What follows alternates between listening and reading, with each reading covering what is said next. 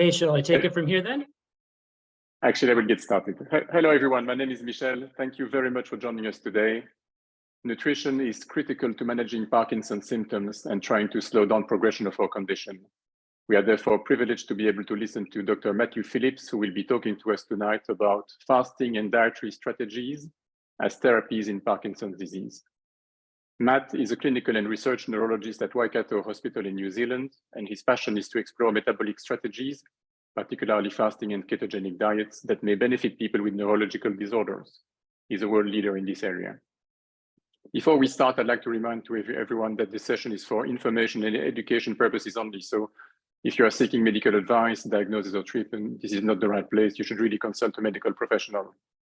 There will be time for questions at the end of this presentation. Please use the Q&A function at the bottom of your screen. You can type in your questions as they come to your mind as we go through the presentation or after.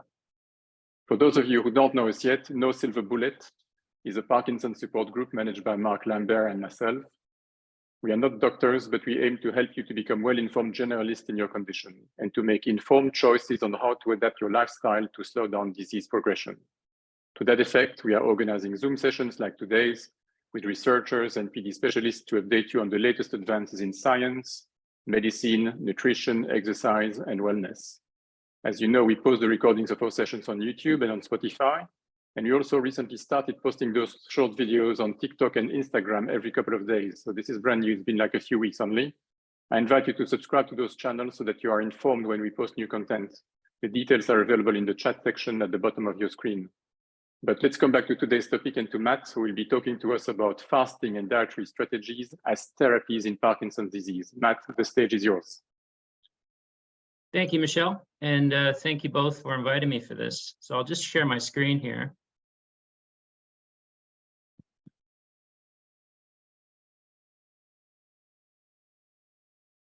So hopefully that's coming through okay. That's perfect. All right, so yes, as was mentioned, the topic of today's talk is going to be on fasting and diet-based strategies as therapies in Parkinson's. And my name's Matthew Phillips. For people who don't know me, I'm a neurologist in New Zealand, and I guess I mainly see patients, and I also do research. So my life is pretty much consumed by those two things. Which is a nice way to do it because you get to see people with a condition and then you get to try and do studies to see if you can make a difference. So this talk's gonna be a little bit about Parkinson's in general first. It's my perspective of Parkinson's. I think it's an important thing to start with because I know everyone here will know what Parkinson's is. However, I think it's helpful to look at it from a certain perspective so you understand why I think fasting and diet-based strategies might be very, very beneficial. So if we look at Parkinson's through history, it was actually described several thousand years ago, possibly by an Indian sage named Agnavesha, and he called it Kampavata, which meant difficulty moving, love of solitude, drowsiness, and a stare. Now, we're not sure he was referring to people with Parkinson's, but it sounds like he probably was, as these are all features of Parkinson's. Most people after that, for at least a few hundred years, consistently referred to Parkinson's as the shaking palsy before it was called Parkinson's, including people like Da Vinci and Shakespeare. And it wasn't until 1817, about 200 years ago, that James Parkinson, an English apothecary, like a pharmacist, wrote his case series on 6 people with what we now call Parkinson's. And it wasn't actually named until about 50 years after James wrote this article by Charcot as Parkinson's. So the contribution James Parkinson's made was he actually really carefully described it in 6 people, and he even met some of them on the streets of London, apparently, and documented the features. Now, Parkinson's has risen very rapidly in a very short period of time. So if we look at New Zealand data, in the last 15 years, New Zealand has seen, if you look at men and women together, 7,000 cases, 2006. And now we're, we're 50% higher than that in 15 years. So this is a kind of an unusual trend. I think it's really important to try and understand this. Like, it's rising very quickly in 15 years, even though it's been with us for thousands of years. So something appears to be triggering it, and I don't think it's just the rise in life expectancy and lifespan and so on. Okay, so why could that be? So what are the causes of Parkinson's? We know that some Parkinson's is due to a genetic mutation, but maybe 5 to 10%. So a gene is a bundle of DNA that creates proteins, and proteins are these molecules that run around the body and do stuff, and they build up the body and help reactions go along and so on. In a mutation, you can get an abnormal protein, that funny shaped red one, or no protein. And if that happens, you can get problems. And one of the problems you can get is Parkinsonism and Parkinson's symptoms. Now, there's a lot of mutations that can do this. You don't need to know these acronyms or these genes, but these are some of the most common ones. And it's important to know about these genetic causes, but it's probably just as or more important to know that these mutations are not the cause of most Parkinson's. So 90 to 95% of Parkinson's does not result from these well-described mutations. So that 90 to 95% is called sporadic Parkinson's, and that's what most people have.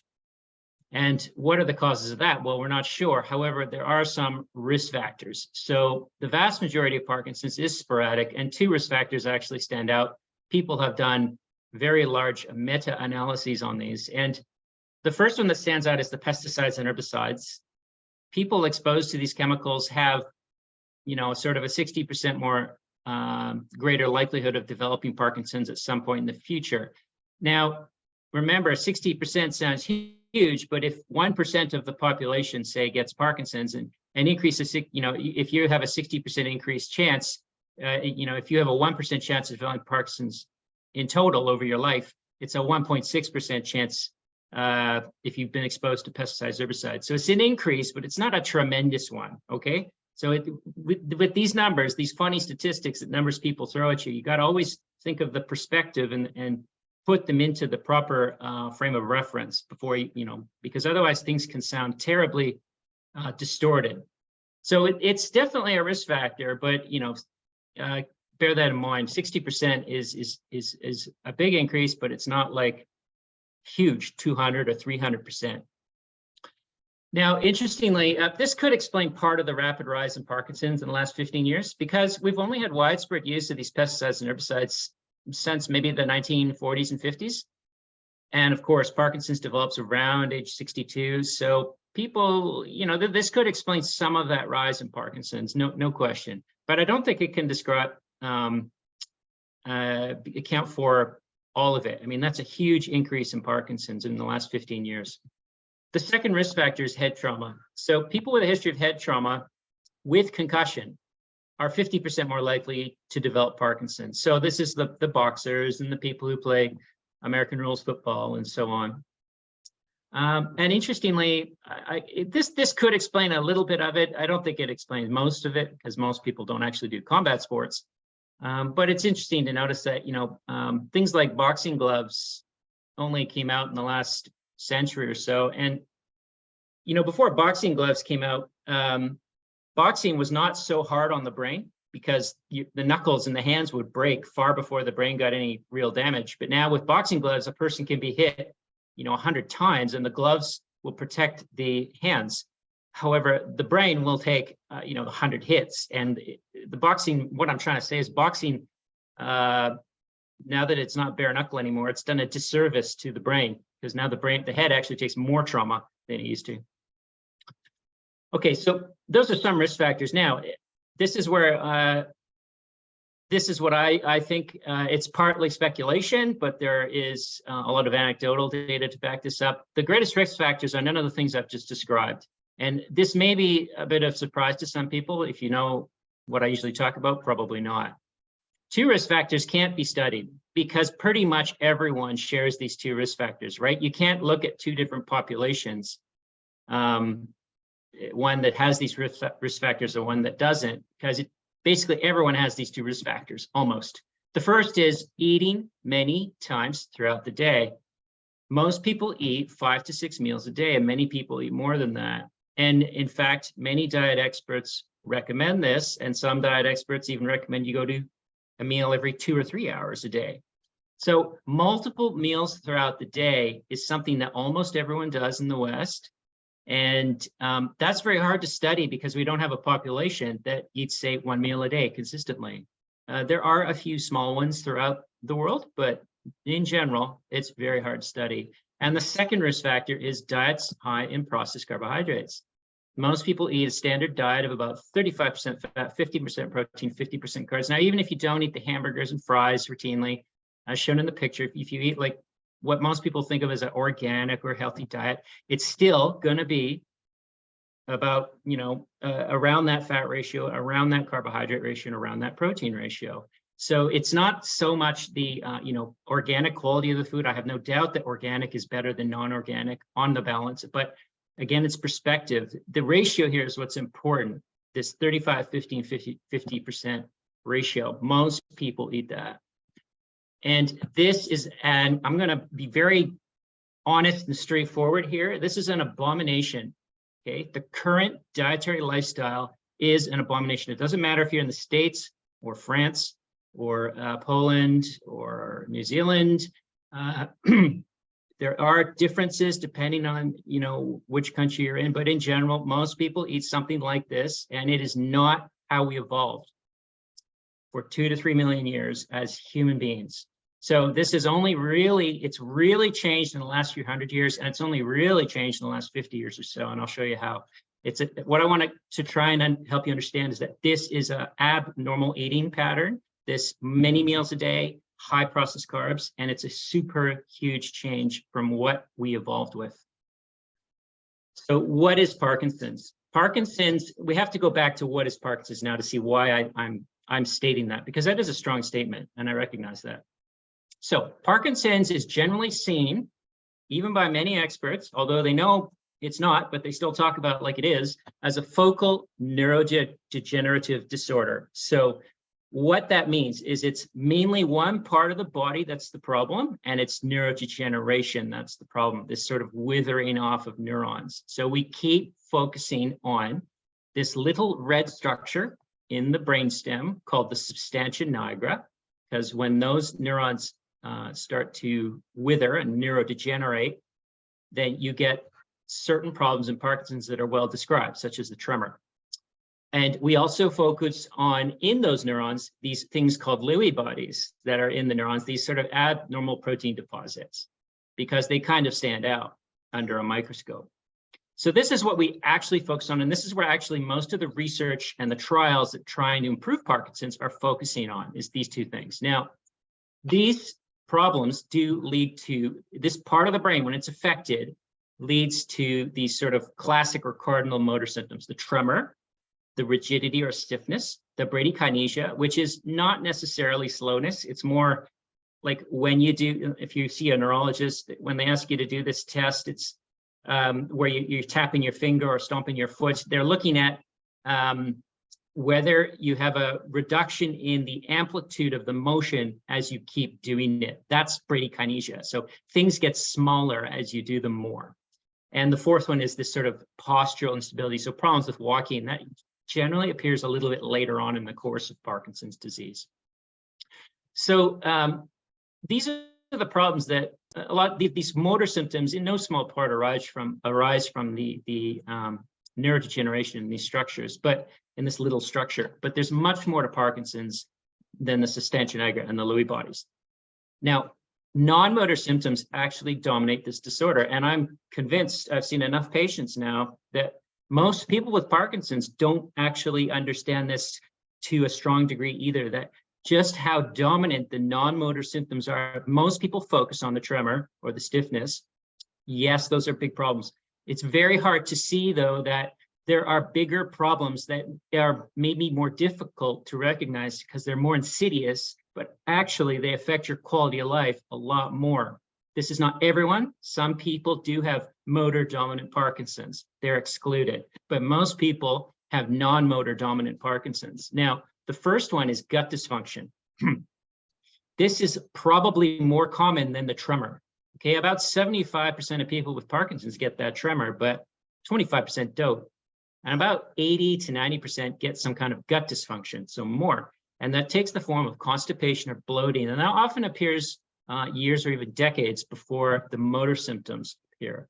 The second non-motor symptom is sleep disturbance. This is virtually universal. I'd say probably close to 100%, if not 100%. It takes the form of insomnia, and that insomnia can be can't get to sleep or can't stay asleep, and other things called sleep disorders, particularly a REM sleep disorder where you kick out, punch out, talk in your sleep. That's not normal. That's not supposed to happen when a person is asleep. The brain paralyzes the body. Mood problems, so depression, anxiety. When you put them together, this is probably 2/3 or more of people with Parkinson's suffer from one or both of these. Pain syndromes, usually a frozen shoulder with shoulder pain, sometimes sciatica. There are actually three or four other pain syndromes that can appear too. Autonomic dysfunction. So autonomic functions are things that control things in your body that you don't have to think about. So your blood pressure, for example, a lot of people with Parkinson's will have a lower blood pressure when they stand, or a urine problem, especially at nighttime, sweating at nighttime, things like that. And the last category is the cognitive problems. So apathy can be a big problem in Parkinson's, particularly as it progresses. Hallucinations, where you see or hear things that aren't there. Cognitive impairment. Now, the cognitive problems generally appear much later in the disorder. So, but they can be really problematic when they do. So collectively, it's really important to mention that this is Parkinson's, this slide. This is more of Parkinson's than the typical picture a person puts up of Parkinson's is a person who's a little stooped and has a tremor in one arm and so on. But yes, that's what people see, but this is more Parkinson's than the motor symptoms, okay? That's really important. Now, what is going on in Parkinson's? We have a loss of neurons. We have this, these neurons dying, and you have these Lewy bodies appearing. We don't know what the Lewy bodies are doing. They probably are bystanders, I'm thinking now. The more I read about this and think about it, I think they're probably bystanders related to the Parkinson's process, but not the cause. Okay, so what we do know is that neurons die in a spreading manner. It seems to start in the neurons in the nose and in the gut. If you look at human autopsy studies, there's some very good ones done by a German pathologist named Dr. Brack, and he found out that actually the neurons in the gut and the nose probably start dying first, then the lower brainstem. A lot of your sleep centers are in there. So this would explain why loss of smell, constipation, and sleep problems appear so early in Parkinson's. Those three things actually appear earlier than the motor symptoms in most people, right? Loss of smell, constipation, sleep problems. Then the upper brainstem seems to get involved, and that's where the motor stuff appears, because that's where your substantia nigra is. And then lastly, you get much of the rest of the brain involved. So the neocortex, that's why the cognitive problems appear quite late. So this is a sort of interesting, really critical feature about Parkinson's, is that it sort of seems to spread throughout the nervous system and brain in this matter in most people. So before dying, these neurons actually, they don't just die right away. They show defective metabolism for many years. Metabolism is just, talks about how a cell works in terms of all the chemical reactions in it. So they're not working properly before they die. So why is that? If we look at cells, there are little hundreds or thousands of little coordinators inside each cell called mitochondria. These are little tiny you could think of them as organisms, I guess, but they're tiny little structures inside the cells that do most of the metabolic work and keep the cell going. So mitochondria are the coordinators of cell metabolism, and they produce nearly all the energy for the cell. So i.e., they're incredibly important. They're crucial to the cell. And they're these little sort of ellipsoid or bean-shaped things. There's a picture of one there. They're quite simple in their structure, but what they do is basically keep the cell alive and keep that cell doing its function. And neurons need a lot of them because neurons take a lot of energy compared to other cells. In Parkinson's, the neuron mitochondria don't function properly. Okay, first of all, there's not enough of them.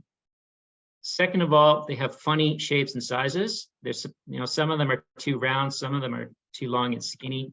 They don't fuse or divide properly. Mitochondria are supposed to come together, fuse, so two create one, and then they often sort of help repair each other and to an extent, which I won't go into in great detail, and then they divide again.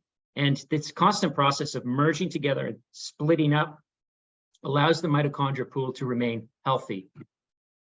The mitochondria in Parkinson's, they don't move around the neuron well. They're supposed to run around, they scoot around the neuron, going to the place in the neuron where they're actually needed. And they need to move really well for that, and they don't move as well in Parkinson's. And lastly, of course, they don't make enough energy for the neuron, and that's a serious problem in a cell that needs a lot of energy. Okay, so these mitochondria are running the show, and this is why I think widespread mitochondrial dysfunction is the main problem underlying Parkinson's. What causes that? Well, all those things we've mentioned are known to damage mitochondria. The G mutations in Parkinson's affect numerous mitochondria pathways. The pesticides and herbicides are known to damage mitochondria. Head trauma is known to damage mitochondria through this neurometabolic cascade that occurs after the head gets hit. So all these things damage mitochondria. And of course, the modern dietary lifestyle definitely damages them. And I think it likely damages them to a far greater degree than is actually currently recognized. Healthy mitochondria, this is an important concept here. Healthy mitochondria need a balance of anabolism, which just means you're building up the body. It's a fancy word. It just means when you're anabolic, you're growing stuff in the body, muscles, fat cells, whatever. Catabolism is the opposite of anabolism. That's when your body's breaking stuff down. So muscle cells, fat cells, whatever. Now, people need a balance of anabolism to catabolism. If you have too much anabolism, you're going to grow too much.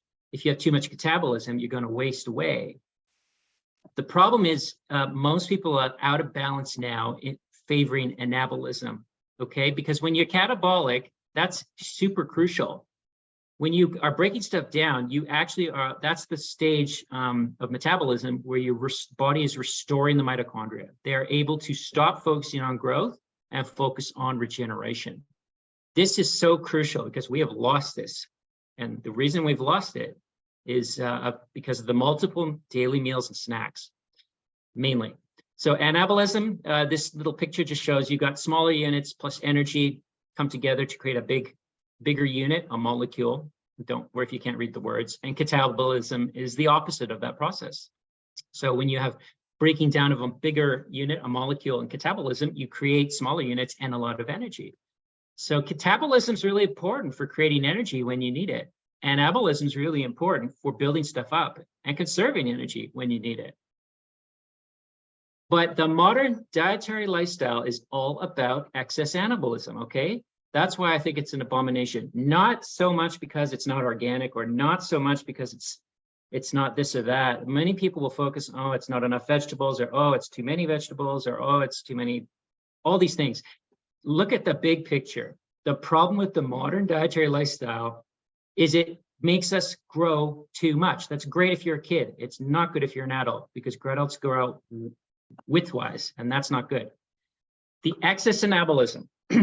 The problem is when you get anabolism, you're actually, when you're having food in all the time, glucose in particular, from the high processed carbohydrates, you're constantly putting glucose spikes in your bloodstream. And who's going to have to deal with that? It's your mitochondria, because the blood will get the glucose out and into the cells. It doesn't want it. And then the glucose will go into the mitochondria and it'll produce lots of free radicals. And the mitochondria get damaged by those probably more easily than anywhere else in the body because they don't have the same kind of level of repair mechanisms. Now, at the same time, now that wouldn't be so much of a problem. Say you had a huge meal of carbohydrates. If you had a long period of time afterwards for the mitochondria to repair themselves from repeated bouts of that and the damage. Okay, so if they had enough catabolism, but we don't have the catabolism because the next meal's coming in 4 or 5 hours. That's not enough time for them to start repairing. That's barely enough time to digest the previous meal. And the mitochondria can't renew themselves. Okay, so the modern dietary lifestyle is bad because it damages the mitochondria, but more importantly, it prevents our mitochondria from healing. Guys, our bodies can heal themselves a lot better than I think almost anyone can recognize. Our bodies can heal themselves to a very powerful degree if we just get out of the way and let them do this, because the mitochondria are the key to healing and they're the key to metabolism. And I'm taking that to a step that's greater than almost anyone else, even in the metabolic sphere. Okay, so I'm very strong on this, but I think the more I read about this and think about it and explore other conditions, actually most of my research at the moment is in cancer. I think the mitochondria are the problem, and we just got to let them heal things up because they can do it if we get out of the way. If you want to read more about these concepts, I came out with a paper last year that I think is readable by most people called Metabolic Strategies in Healthcare, A New Era. It was in this journal, so you can just Google that and you'll find it. That's if you want to look at it from a bigger picture. It does not focus on Parkinson's. It talks about cancer, Alzheimer's, and the whole theory in general. Okay, so this is the way I view Parkinson's. This is probably, although I keep saying some slides are important, this is probably the most important slide until now. So a deeper metabolic view of Parkinson's, in my opinion, a closer version of the truth is this. Parkinson's is not a focal neurodegenerative disorder of the substantia nigra and because of the Lewy bodies, although they're there. It is a disorder of widespread mitochondrial dysfunction throughout the body. Okay, so that's why the gut's involved, the nose is involved, all these other things are involved throughout the rest of the brain. It's mitochondria that are the problem. So if we look at Parkinson's as an iceberg, which I think is a really good way to do it, on the top, the things that are obvious to a person with Parkinson's, whether when you meet someone with Parkinson's or if a person has it, of course, the motor symptoms stand out because people notice movements. And the Lewy bodies in the substantia nigra are quite prominent because people focus on those. And this is what most people see when they see Parkinson's. But if you go a little deeper, more of that iceberg is actually from the non-motor symptoms and the widespread neuron loss beyond the substantia nigra, so affecting the rest of the brainstem, the rest of the brain, the autonomic nerves, the enteric nerves in the gut, and so on. And if you keep going, if you keep swimming down and delving deeper into Parkinson's, I think you'll see that it's the widespread mitochondrial dysfunction that is a super common element. And that binds many of these risk factors and genetic causes together. It is caused by gene mutations in people who have the genetic form of Parkinson's. It is caused by, in part, pesticides and herbicides, I'm pretty sure. It is caused by, in part, in some people, head trauma, such as professional boxers and so on, especially. But in most people, and this explains, in my opinion, the rapid rise in the last 15 years, because that correlates with the rapid change in diet in the last 50 years, multiple daily meals and processed carbs. These are the two biggest things driving it now. And we're seeing a huge increase in Parkinson's, and I have no other explanation for it. So these are all responses when you look at it this way. So if we're trying to treat the top of the iceberg, stem cell therapies, whatever you're trying, you're only going to treat an effect or response of Parkinson's. Parkinson's is this. We need to treat the bottom of the iceberg. And if you have a genetic form of Parkinson's, that could be gene therapy, but that's the minority of Parkinson's. Obviously, you want to minimize exposure to pesticides, herbicides, and of course, head trauma. But what about those last two, which I see as dominant? Well, there's a different good way to deal with those two. These are the two we need to focus on in most people with Parkinson's, in my opinion. Keep in mind, guys, I might be wrong, but this is how I'm coming at it. So this introduces the concept of metabolic therapies. One well-known metabolic therapy that I don't actually use much in my patients sometimes is calorie restriction. So you just reduce the amount of calories you eat. And that is about, you got to reduce them by about 20 to 40% for a prolonged period of time, weeks, months, years. And that's actually reasonably powerful. So if you look at these two pictures, the chimpanzee on the left and compare it with the chimpanzee the chimpanzee on the left and the chimpanzee on the right. I can't see very well because of the other Zoom cameras are in the way. Just have a look at those and ask yourself, do those two chimpanzees look different, the one on the left compared to the one on the right.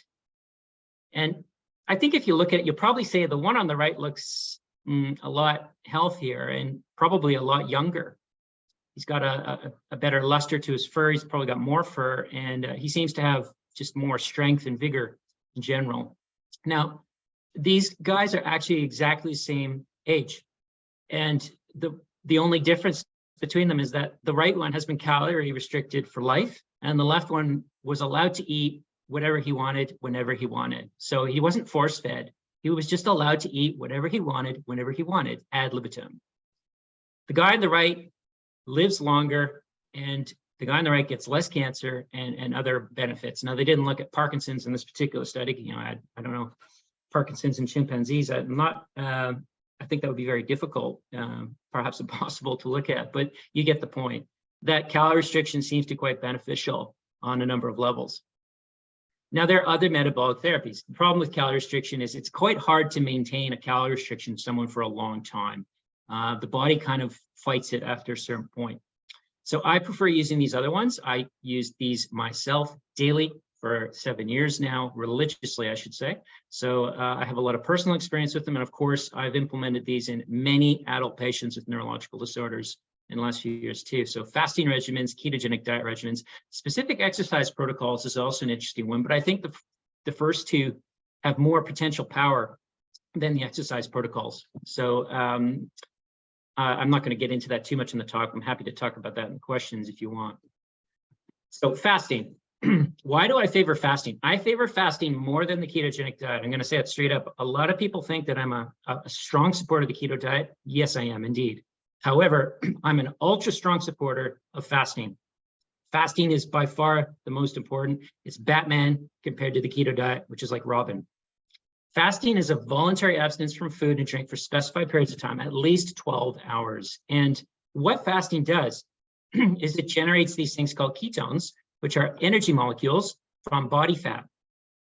A ketone is superior to glucose, which is what most people run on in the modern dietary lifestyle, is glucose. A ketone is superior on many levels, which I'll talk about in a couple of slides. Now, fasting can be done through one of several regimens. And again, we have to recognize this is natural and normal. Why is fasting natural and normal? Because we did it in evolution for 2 to 3 million years. It was normal for our ancestors, no matter where we lived, excuse me, on Earth, no matter what part of the Earth we evolved in, to go without food for many hours or days, or even a couple of weeks at a time, for very small amounts of food. And when this happened, the body adapted to not just sort of wither and die. If we died after a week of no food, we wouldn't be here. What it did is took the opportunity to make itself adapt better and stronger. And that's what happens. Animals that, you know, and hunter-gatherers that sort of are in a fasted state, you actually become more efficient at hunting. And that makes sense, you know, because you want to become a better hunter when you are lacking in food. You know, you don't want to get weaker, you want to get more efficient. So the regimens you can do for fasting in the modern era are things like time-restricted feeding, where you fast for, say, 16 hours a day and you eat for 8 hours a day, or you can increase that to 18 hours a day of fasting and 6 hours a day of eating. And then maybe a 23-in-1, that's called 1 meal a day. So you fast for 23 hours and you eat for 1 hour. TMAD, OMAD, I coined that. It's sort of 2 meals a day. So that's one. You can do 2 meals a day. You can have 2 meals throughout the day. At any time you choose, you have an hour to eat each meal, as long as you're fasting between those 2 meals. And OMAD is, of course, it's just 1 meal a day, and you pick the time of the day to eat it. Now, I hope you can appreciate that there's just so much flexibility in there. And basically, one of the massive advantages of fasting is it's really easy to implement. There's nobody in the world who has a lifestyle that's too hectic to not fast. In fact, fasting will complement the people with the busiest lifestyles because you don't have to eat as much and you don't have to worry about making the food and shopping as much. Another way to fast is prolonged fasting, these greater than 2-day fasts. These are very powerful. I think if you do them correctly, they can be a lot more powerful than the time-restricted feeding and other shorter forms of fasting. But I think I have patients on these protocols, and I like to guide them, at least for the first one or two, of fasts daily, on a daily basis, just to make sure they're doing things correctly. Because if you don't do things correctly, you can get in a bit of trouble. So I wouldn't advise just running into a prolonged fast without some kind of guidance. Okay, the second metabolic therapy is the ketogenic diet. Now, this is a high-fat, adequate protein, low-carb therapy. It's really important not to see this. Actually, I know the talk was about diet-based strategies, but this keto diet is more of a method for getting your body into a fasted-like state. That's super important. So the keto diet is not so much a diet, it's a method for getting your body into a fasted-like state. So what it does is, the main difference from fasting is simply that it generates ketones, not from body fat, but from dietary fat. Okay, so fasting's cranking up ketones because it's using body fat. Keto diet is cranking up ketones, but it's using dietary fat. That's it. That's the main difference between the two of them. So they're cousins. The keto diet does this by doing four things. It removes sugar, it removes grains, which become, basically become glucose when they get past your mouth, and it removes fruits. Fruits are glorified sugar, and fruits and grains are not natural. If we go back 10 to 15,000 years, they really didn't exist in their current form back then. It's because of human agricultural practices that we have evolved to eat massive amounts of grains and large amounts of fruits. So farmers have made fruits big and sweet and full of sugar compared to their ancestors. So like original watermelons and peaches and bananas that look nothing like the watermelons, peaches, and bananas of today. Okay, so that's really important. Sugar, most populations on Earth did not evolve with much, if any, sugar in their diet. There are always exceptions, but most did not. Most did not evolve with large amounts of grains. Most did not evolve with large amounts of fruits. And when I say most, I mean almost all. And the fourth thing the keto diet does is it increases natural fats. So the keto diet is not a funny, weird diet. The keto diet brings us closer to fasting, which is our natural, a very important part of our evolution. And the keto diet actually brings us closer to natural diets that many people in many cultures throughout the world ate for most of their evolution. The current diet is the abomination. It truly is. Multiple regimens can be done for keto. Remember, it's a method, right? So the method can be omnivore, it can be carnivore, and it can be vegetarian. All the people, again, the diet wars about meat versus veg, they're missing the point on keto. Keto is not relevant to that. Keto can be either, because the method is what matters, is that getting the body into a keto state. It can be any ethnicity, Mediterranean, Mexican, Indian, and so on. And you can have high fiber, low fiber, no fiber. It doesn't matter. I have people who do carnivore diet with no fiber. Keto, it's good, okay? It seems to be very beneficial. Other people seem to do better with a higher vegetarian component with higher fiber. I think the answer lies in where your ancestors came from. People whose traditional diets might have been more meat-based, like people from Northern Europe, Northern Asia, Northern North America, and so on, carnivore might be better. People whose ancestors evolved near the equator, Southeast Asia, for example, would probably seem to be better with higher vegetable content, which would make sense in evolution. Okay, so can we apply these to Parkinson's? Why should we apply them to Parkinson's? Okay, so here's where the metabolic therapies have a huge advantage in my perspective over medications. They don't induce one or two or three changes in the body. They change the entire body. It's an orchestra of changes that could be very beneficial. The first thing is they elevate the ketones. Now, this is a little energy molecule, as I said, that provides the neurons with the fuel. It actually makes more energy for the amount of oxygen that you breathe, and it generates fewer free radicals compared to glucose. Okay, and it also has this extra advantage. The brains in people with Parkinson's and Alzheimer's and other similar disorders actually have a little bit of trouble getting glucose in. They have this thing called insulin resistance. Insulin is a hormone that helps glucose get into tissues and organs so the cells can use it. And people with Parkinson's have some insulin resistance, but that doesn't matter to the ketones because the ketones can go through that. They use a different sort of transporter to get into the brain. Ketones are able to induce neurotrophic factors, which means growth factors. So brain-derived neurotrophic factor is a great example. This BDNF stimulates neuron growth, and it stimulates the neurons to differentiate and to do the things that they're supposed to do. Now, when you go to a fast, you might think, oh, I'm going to wither and die, but that's not what happens. About 2 or 3 days into the fast, and for several days, the brain cranks up its growth factors. And the reason is there's no food coming in, so it's going to maintain everything, right? So that's this thinking you have to, people think, oh, fasting, oh, I'm starving. No, it doesn't work that way. The body actually has all these compensation mechanisms to maintain things and actually improve things if you time the fast correctly with the refeed. The metabolic therapies, fasting, ketogenic diets, they suppress inflammation. They induce repair mechanisms in the body, fasting more. And everything on this slide, fasting does better than a keto diet. Okay, so just remember that.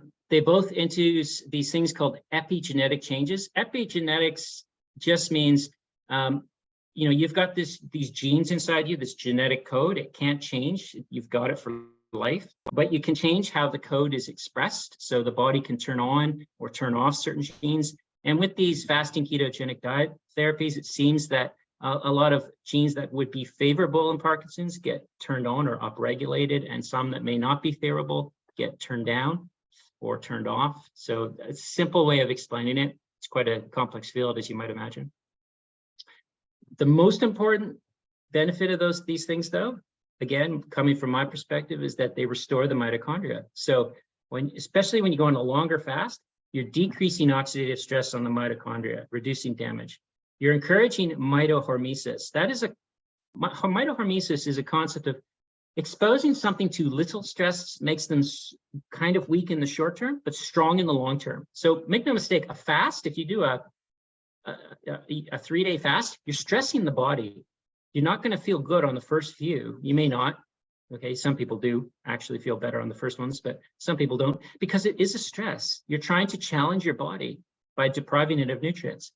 And the thing is, when you do the fast, you're stressed, but fasting is not just about the fasting period. It's all about also about the refeeding. So when you refeed at the end of the 3 days, that's going to suddenly create this massive regenerative effect, and your mitochondria are going to be able to grow and become better in the longer term, the more of those you do. So it's a long process of mitohormesis, where you're exposing your mitochondria to little stresses and making them stronger over time. The third thing is it restores mitochondria by enhancing mitogenesis. Mitogenesis is the creation of new mitochondria. And when you fast, that's a very powerful stimulator of this. It allows the mitochondria to come together and split apart and create new, younger, less damaged versions of themselves. And the last thing, of course, these fast and keto diet to a lesser extent do is enhance mitophagy. Mitophagy is the opposite of mitogenesis. That is where you are breaking down old and chunky mitochondria that need to get out of the cell, and so that you can create and use their materials to create new ones. Okay, so you can see how essential this is. If you don't allow those catabolic periods where you're going without food, or you're on a keto diet, which reinforces a number of the catabolic processes, you're not getting these processes going, and your mitochondrial pool over decades of this is going to get sick. So we looked, this trial is quite old now. It's amazing to think it's 5 years old already. We did a randomized controlled trial on Parkinson's. And, this was 5 years ago, and I got to say, my perspective certainly expanded, I guess you would say, since this trial was done. But at the time, I thought more about the keto diet than fasting. So we did a randomized controlled trial of a keto diet in Parkinson's. And a randomized controlled trial, it's really important that I highlight those words for a reason. That's a very powerful kind of trial. Most trials are not randomized controlled trials, and most trials aren't trials at all. There's sort of these studies where they get a whole bunch of patients and they look at correlations or associations between risk factors and this and that. Those are nice to do, I guess, but a randomized controlled trial can determine whether something causes something else. So it can determine causality if it's done well. Other kinds of studies can't determine causality. Okay, so that's why this was so important to do this trial in Parkinson's, because any changes we saw from the ketogenic diet had to be caused by the ketogenic diet. Now, it's not quite that simple, but I'll explain what I mean. So what we did, we took two groups of people, put one group on ketogenic diet in red and the other group on it. It says usual, but actually it was a low-fat diet we put them on. That's a typo. We put them on a low-fat diet, and we randomized people to one diet or the other. So 50% of the people went on a keto diet, 50% went on a low-fat diet. And then we did that just for 8 weeks, 2 months. And then we measured them at baseline at the end of week 4 and then at the end of week 8. And we wanted to see if the ketogenic diet and versus a healthy recommended low-fat diet had any effect on the Parkinson's, if one sort of improved the Parkinson's or worsened the Parkinson's more than the other. Now, the keto diet was a high-fat, low-carb diet. The low-fat diet was a high-carb, low-fat diet. And I should say that the low-fat diet did not have, it had hardly any sugar in it. It was mainly what people would call healthy low-fat. So lots of fruits and grains and so on. Very importantly, we matched the diets for protein, because I'm sure many of you know that protein interferes with the levodopa absorption. So if you're doing a diet study in Parkinson's comparing two things, you have to sort of keep the protein the same. Otherwise, any improvements could have been just because the levodopa works better on a lower protein diet. So we looked at Parkinson's very comprehensively. It was one of the strengths of the studies. We looked at all the non-motor symptoms in this thing called the Movement Disorder Society Unified Parkinson's Disease Rating Scale, so the MDS-UPDRS Part 1. We looked at motor symptoms, so MDS-UPDRS Part 2 and Part 3, look at that, and motor complications. Those are complications from the medications, such as the dyskinesias, the extra movements that people get if they're on the medications for long enough. So we looked at those too. And if you want to look at the study, it's there. You can just Google that title of it, and I'm sure you'll find it. So what we did is we ended up with 47 people. And what they did is they measured their glucose and ketones in both groups every day for 8 weeks of the trial. So that was quite a lot of measuring. And you can see on this graph that the red indicates the ketogenic diet ketones and the blue indicates the low-fat diet ketones.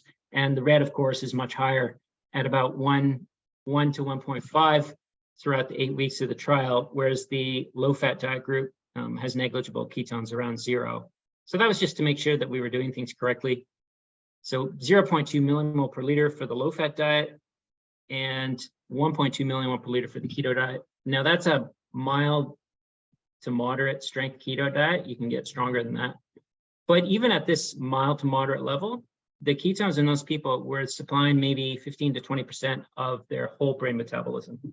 So that's quite good. If you have energy problems in the brain, your mitochondria are suffering because they can't make enough energy, and they can't make enough energy, then maybe getting those extra ketones in there, you could see how that might be helpful. Just for your own interest, a strong keto diet would be something that gets the ketones to around a millimole per liter of 3.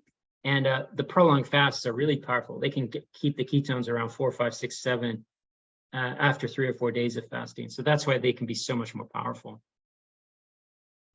And what we found, now remember, this was only an 8-week study. Okay, it was not a long study. But at the end of the 8 weeks, the really cool thing, and this is very powerful, and this, it's because people don't understand how dominant the non-motor symptoms in Parkinson's are, that I think it's more powerful than most people recognize. The non-motor symptoms collectively improved in the keto group, and not just a little bit, but by over 40%. So that's lots of studies do fancy statistics and pay statisticians to do fancy statistics that make a tiny difference look incredible. Okay, we didn't have that. We didn't have the money, for starters, to do that. But this is not just statistically meaningful, it's clinically meaningful, as in the difference is obvious if you look at the person before the 8 weeks and after the 8 weeks, okay? Now that's an average too. It's not just one person. We didn't just pick the best person there. That's everyone, and not everyone got the same improvement, okay? But that is very powerful. And you can see a trend there too, which makes it even more powerful. You can see that at week 4, that the keto diet is a little bit ahead of the low-fat diet, but not much. But by week 8, it starts to pull ahead. Now, of course, the question is, and I often ask myself, what if we took this to 3 months or 4 months or 6 months. Because the power of fasting keto diet, remember, mitohormesis and restoring mitochondria, all that stuff, it takes time. And what I'm seeing now is probably from Parkinson's, to get a real good effect, you need to do something that's like around the order of 6 months. Okay, so this study was too short. That was my big criticism of it now. But at the time, I was focusing on the ketone effects, which are the little energy molecules, but I didn't really appreciate that perhaps the real thing we're trying to do here was heal up the Parkinson's at a fundamental level by restoring the mitochondria. Okay, so yes, if I was going to do this again, it would be much longer. I would do other changes too. But anyways, you can see that the blue line there, the low-fat diet, they improved. Their non-motor symptoms improved by about 10%. Okay, so don't get me wrong, their diet was good, but it wasn't like this. Okay, that's huge.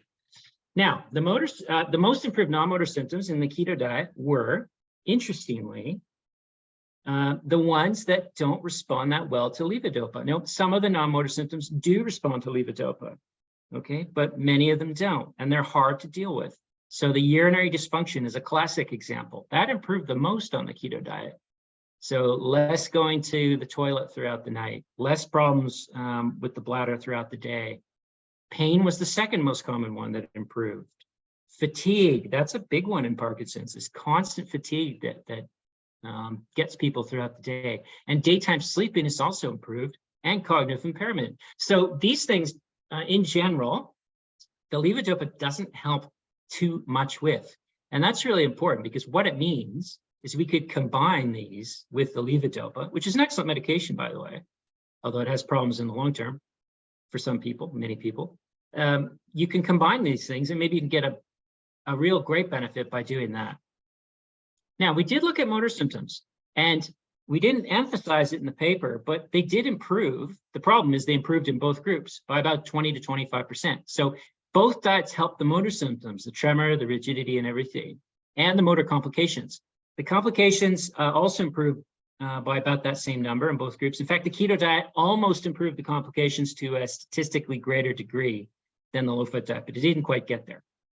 Now, why I didn't make too much of this is because I'm a skeptic of my own work, especially, and I want to be sure when I say something, I'm not saying something that will get people's hopes up and be completely disproven. I don't mind getting disproven, but I don't want to get ahead of what my data says. So I think the improvements in both groups, could have been due to this thing called the placebo effect, where people expect to get better, therefore they do. We played up both diets to the same level. We said, this could be better for you because of this and this, and we did it to the same degree in both. That alone could have produced some improvements.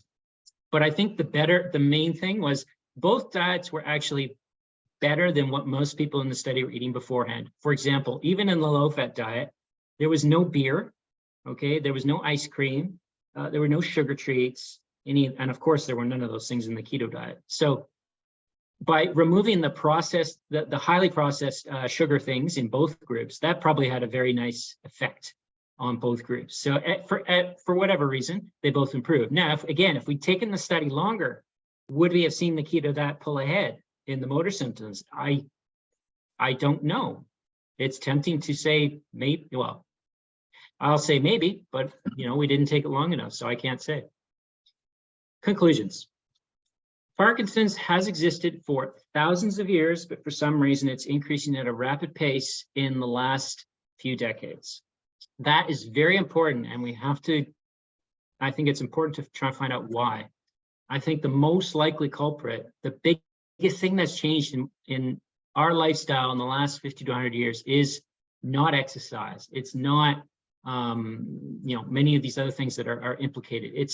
It's the modern dietary lifestyle. It's the lack of fasting, and it's these high processed carb diets that have changed the most. Okay, so what these things do, especially the lack of fasting, the multiple meals throughout the day, it prevents your mitochondria from renewing themselves, and that's so huge.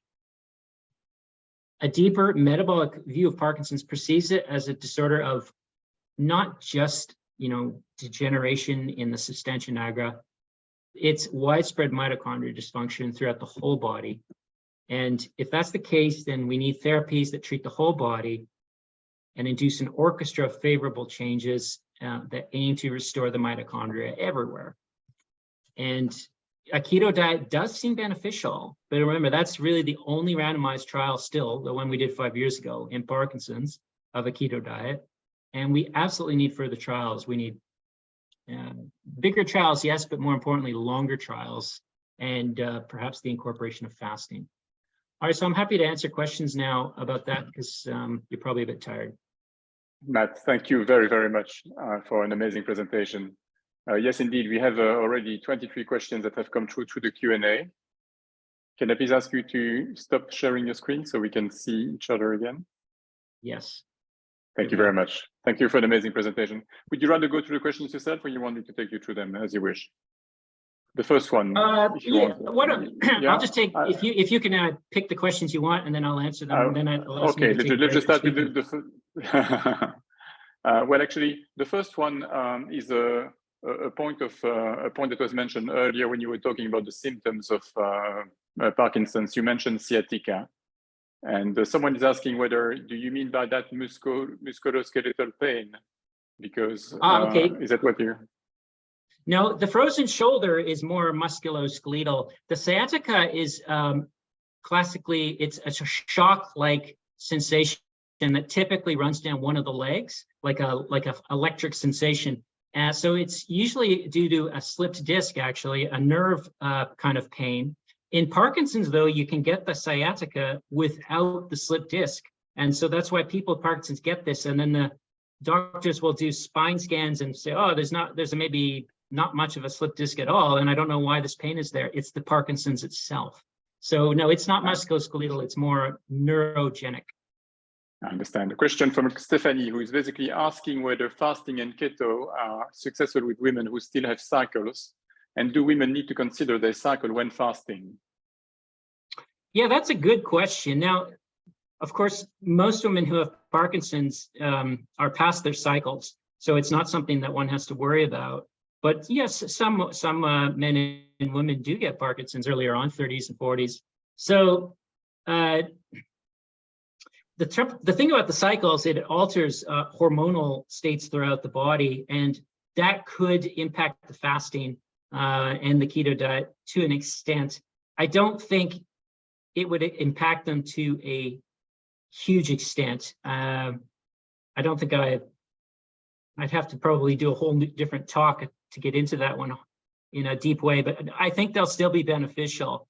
Whether you could time them with the cycles, the fasts, like with the cycles to make them better, like say you wanted to do a 4-day fast every month, if you time that with the cycle in a certain way that to make things more efficient, I suspect that might be a good thing. I don't know what that timing would look like though, because I haven't done any trial like that in women. So sorry, I can't answer your question too much beyond that right now.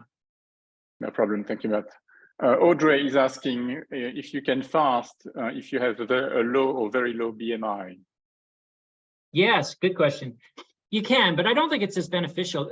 Look, one of the things I did not put in the paper, I did look at people in the Parkinson's study who got the greatest benefit. It seemed like the people who had a higher BMI, more body fat, got a little more benefit. And that makes sense. People who have more body fat are going to find fasting and by extension a keto diet perhaps a bit easier than people who are thin. So when someone's what these strategies do is they get you to a BMI of 20 to 25 in most people if you do them for long enough, and that's the ideal BMI, and they don't drop you below 20. I don't think I've ever seen that, honestly, with the huge fasting protocols we do in our cancer patients, which is a 5-day fast every month, or the ketogenic diet. Now, some people, that's if you're doing them properly. Now, I think there is still a risk of that. So, if someone's got a BMI of 21, 20, 19, they're already underweight, I wouldn't advocate the multi-day fasts. I might advocate the 2 meals a day strategy, because with 2 meals a day, you can still get enough in, but I wouldn't do the longer fasts. If someone's got a BMI over 25, then those fasts become probably more beneficial. And indeed, people who are a very high BMI, they can do super long fasts pretty easily. People who are obese can do the really long ones quite easily. So, thank you, Matt. A question from Barry referring to the point you made about head trauma, and he's asking whether subarachnoid brain hemorrhage equates to head trauma. Yeah, so head trauma covers many different disorders.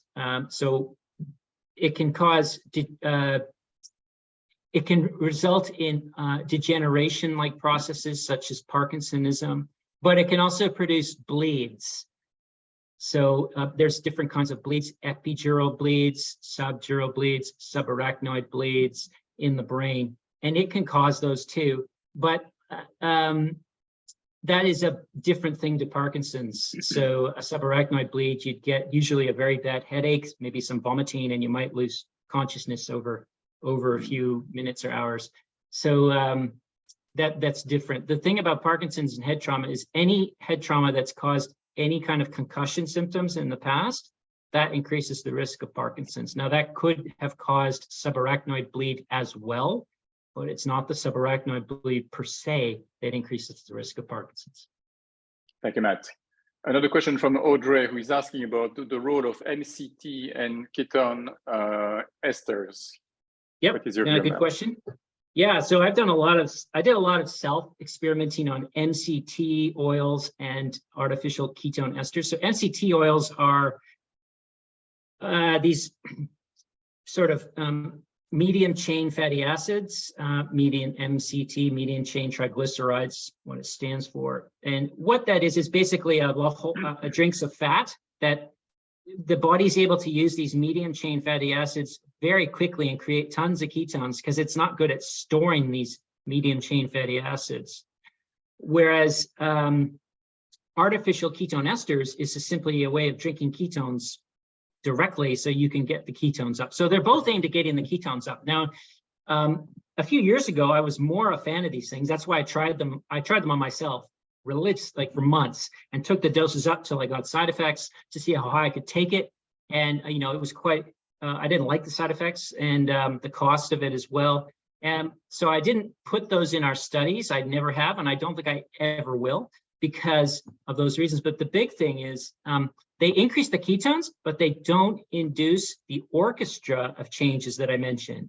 They're not really going to restore the mitochondria. And I now appreciate that it's the restored mitochondria function that's the greatest thing here in Parkinson's potentially, and Alzheimer's and cancer, and so many of these lifestyle disorders that could be beneficial, but it takes months of time. And it's not about the ketones. The ketones are just a small part of the benefit in fasting and a keto diet.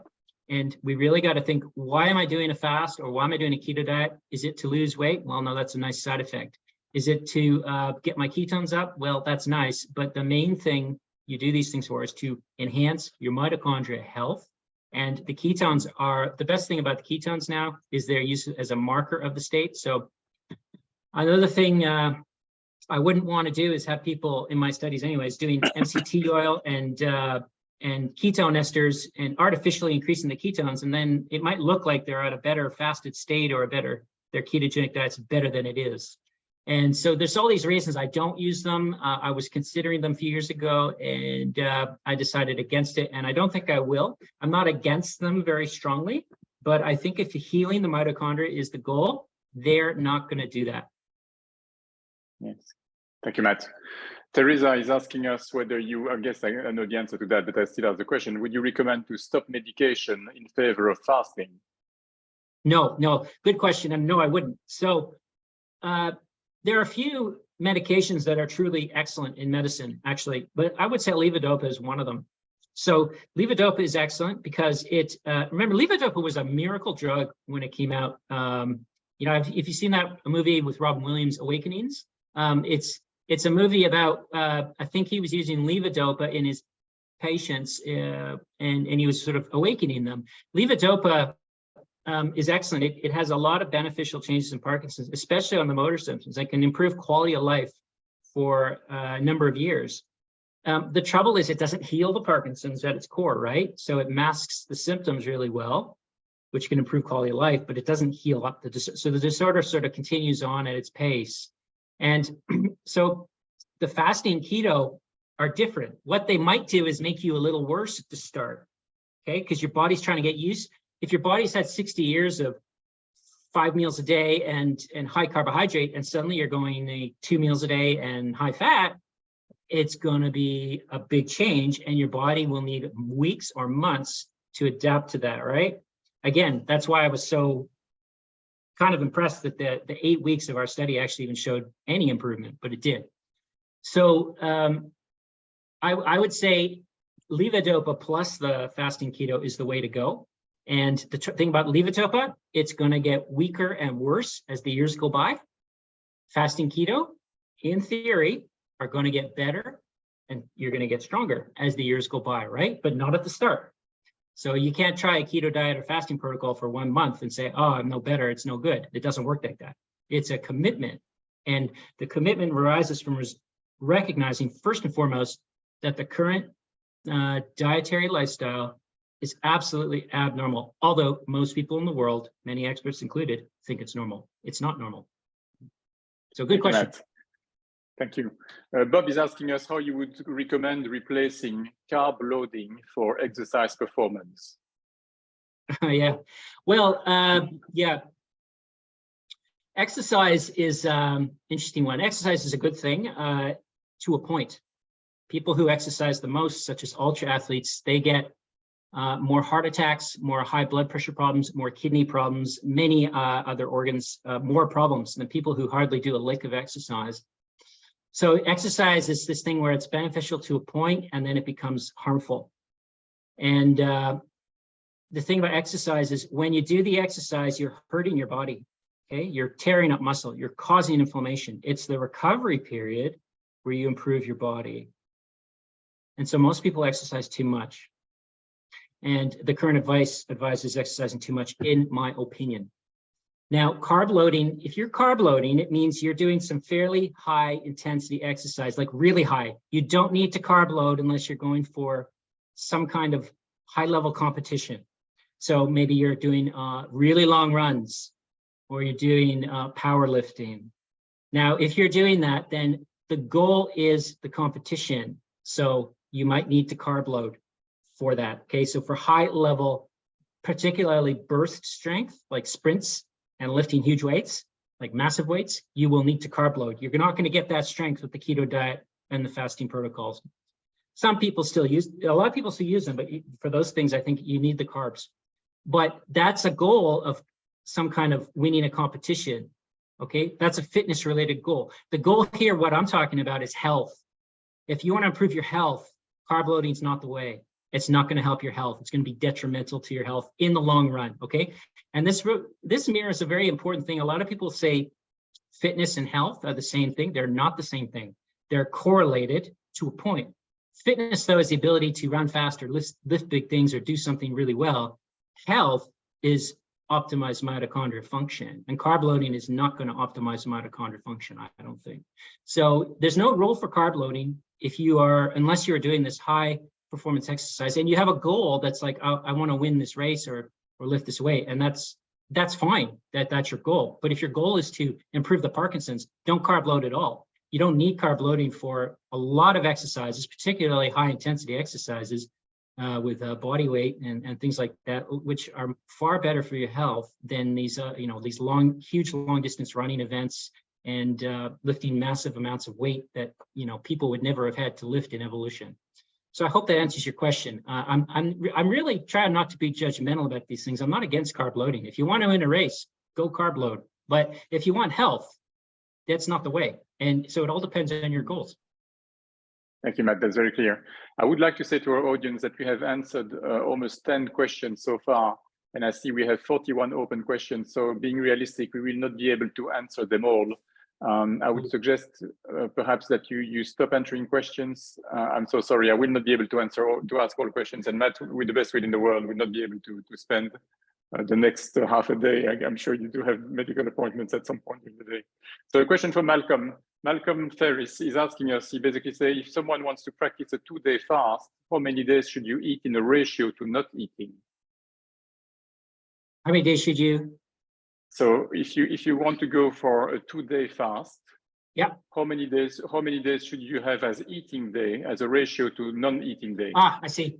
Okay, yeah, good question. So there's this one called the 5 and 2. Dr. Michael Mosley popularized it, where he does 5 days of normal eating and then 2 days of, they're not full fast, but they're heavily calorie restricted. So 5 and 2. So I think that's reasonable. If you're going to do a 2-day fast, you need at least 5 days recovery time. To be honest, that's a minimum. I'd probably go a little longer. I've tried doing 4 and 5 day fasts. For a 4 or 5 day fast, once a month is probably minimal as the ideal thing. And I tried them weekly. It was too much fasting. I tried them every 2 weeks. It was too much fasting. So I think if you're going for a 2-day fast, I would go, I think 1 every 2 weeks would probably be a nice sweet spot. Perfect. Excellent. Thank you, Matt. There have been a couple of questions about the not drinking bit, if you want. And someone, Ali, is asking here, does no drinking during fasting include no drinking clear water? And if so, why is water not advised? There was a question about, no.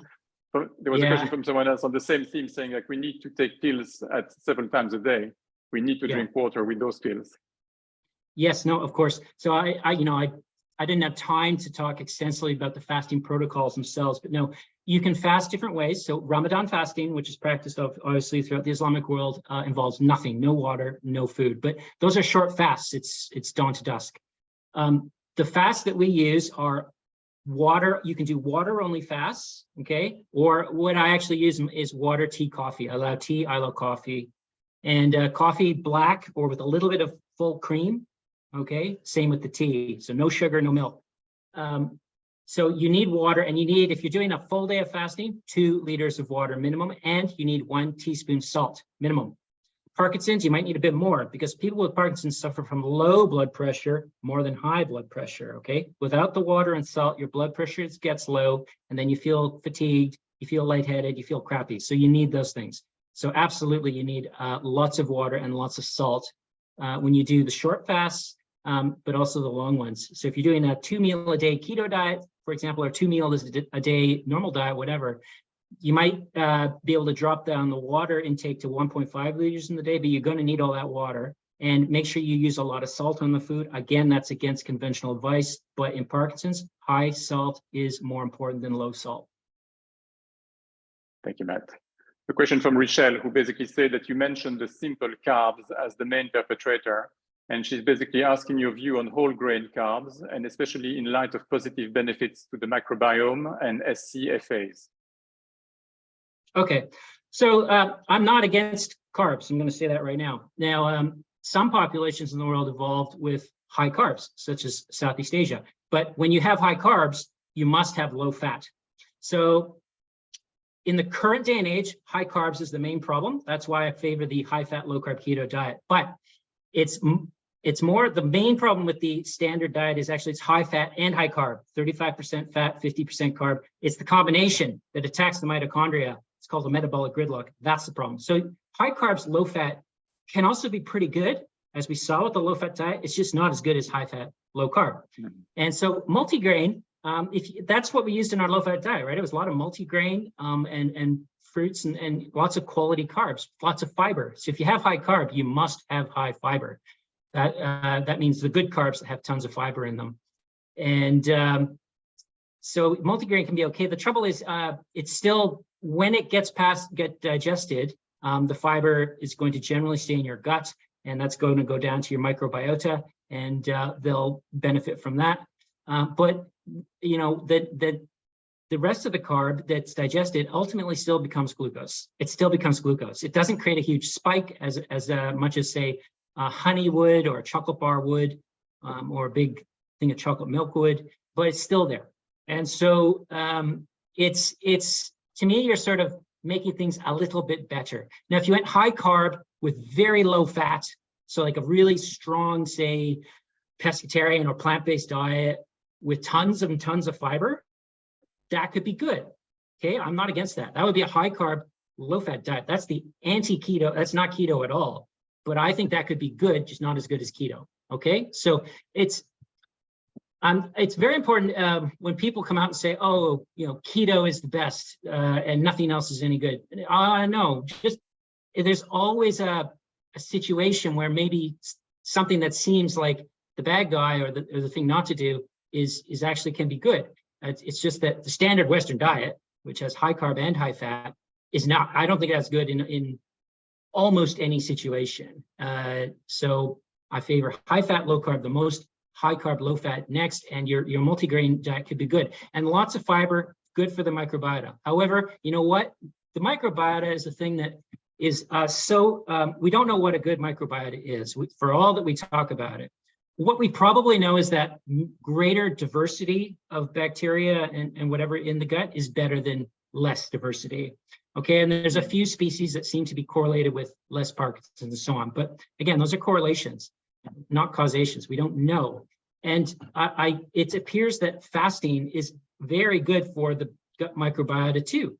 Okay, and that's why I say you don't actually need the fiber. If you're doing a high fat, low carb diet, carnivore, for example, your gut microbiota this is probably quite good.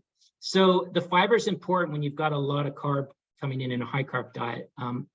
Microbiota, I think I'm just going to leave it at that. We need a lot more information on the microbiota. What is an optimal microbiota before I can comment more on that?